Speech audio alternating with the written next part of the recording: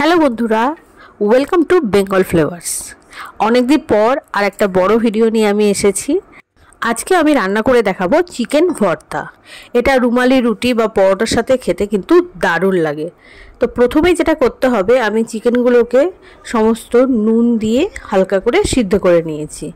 তারপরে এইভাবে সমস্ত চিকেনগুলোকে ছাড়িয়ে নেবো হাড় থেকে। তো দেখুন ছাড়ানো কমপ্লিট। আর আমি চিকেনের স্টকটাকেও রেখে দিয়েছি। এরপরে কড়াইতে দিয়ে দেবো অল্প করে সাদা তেল।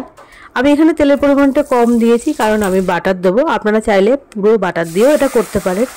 এর মধ্যে দিয়ে দেবো পেঁয়াজ আদা রসুনের পেস্ট। এটা দিয়ে একটু ভালোভাবে কষিয়ে নিয়ে এর মধ্যে দিয়ে দেবো টমেটো পেস্ট। টমেটো পেস্টটা দিয়েও খুব ভালোভাবে কষিয়ে নিতে হবে যতক্ষণ না পর্যন্ত এর থেকে তেল বের হচ্ছে। তো দেখুন সাইড থেকে হালকা হালকা তেল বেরোতে শুরু করেছে। এর মধ্যে এবারে নর্মাল যে মশলাগুলো, হলুদ, জিরে গুঁড়ো, লঙ্কা গুঁড়ো আর কাশ্মীরি লঙ্কা গুঁড়ো এর মধ্যে দিয়ে দেবো। কাশ্মীরি লঙ্কা গুঁড়োটা দিলে সুন্দর একটা কালার আসে। আর আমি যেহেতু এখানে কাঁচা লঙ্কা দিচ্ছি না, সেই জন্য একটু গুঁড়ো লঙ্কা দিয়েছি। আপনারা চাইলে পেঁয়াজের সাথে কাঁচা লঙ্কা বেটেও দিতে পারেন। তো আমাদের মশলা এখানে কষানো কমপ্লিট। অল্প একটু জল দিয়ে আরেকটু কষিয়ে নেবো যাতে মশলাটা পুড়ে না যায়।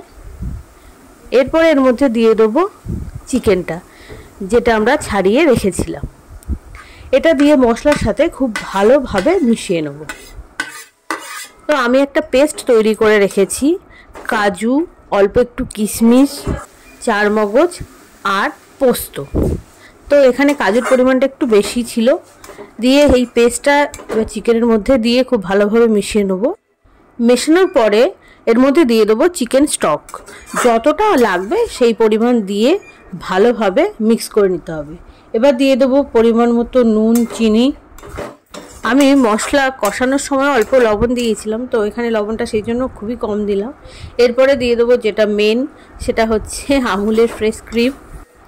তারপরে একটা সিদ্ধ করা ডিম ভালোভাবে গ্রেট করে এর মধ্যে দিয়ে ভালোভাবে মিশিয়ে নেব। আর নামানোর আগেই দিয়ে দেব কসুরি মেথি। কসুরি মেথিটা কিন্তু অবশ্যই দিতে হবে, তাহলে টেস্টটা কিন্তু খুব ভালো হয়। তো আপনারা চাইলে এখানে হাফ ডিমও দিতে পারেন। আমি একটু বেশি ডিম দিই, কারণ খেতে খুব ভালো হয়, তাই আপনারাও একবার ট্রাই করে দেখতে পারেন। তো আমাদের প্রায় শেষের দিকে চিকেন ভর্তা, শুধু কসুরি মেথি দিয়েই নামিয়ে নেব। আর এরপরে একটুখানি গার্নিশিং করে নেব। একটা বাটির মধ্যে আমি এটাকে খুব ভালোভাবে ঢেলে নিয়ে উপর দিয়ে হালকা করে একটু ফ্রেশ ক্রিম ছড়িয়ে দেবো।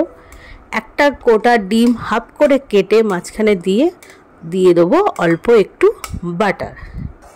তো এটা আগেই বলেছি, রুটি বা পরোটার সাথে খেতে কিন্তু দারুণ লাগে। বিশেষ করে রুমালি রুটি হলে তো আর কোনো কথাই হবে না।